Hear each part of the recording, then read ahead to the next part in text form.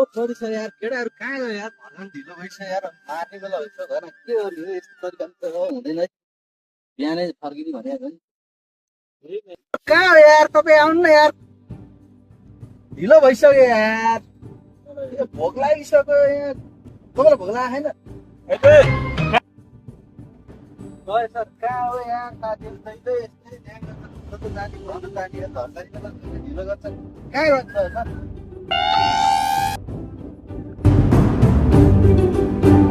ओए उठ मलाई जानुपर्छ मलाई के भयो मलाई भोक लागिसक्यो मलाई त भइसक्यो मलाई सुतेर बस्छ जाने आएको बेलामा जहिले यस्तो कुराहरू नगर न यार यहाँ हेर्नु यस्तो रमाइलो वातावरण छ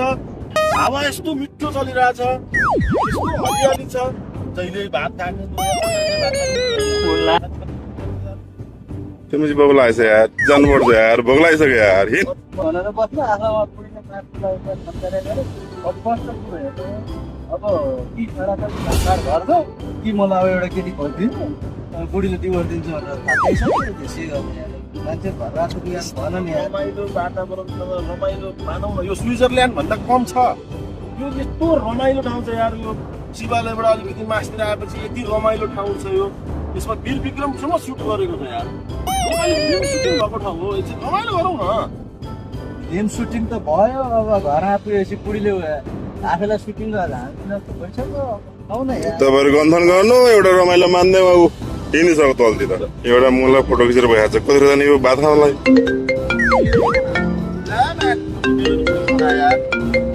हेलो ए बुढी म यहाँ शिवालयतिर घुम्दैछु है बुढी हो र लु आइहाल्नु पर्ने रमाइन्थ्यो लु ल म आउँछु ल ए लु लु केटा आउनु चल भने लु यसको बुढले लट्टी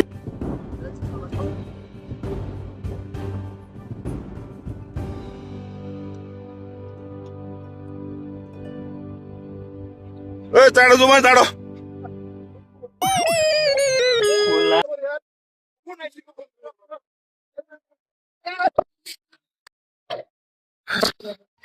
ड्राइभर सिट आइज भने मुल किलो भइसक्यो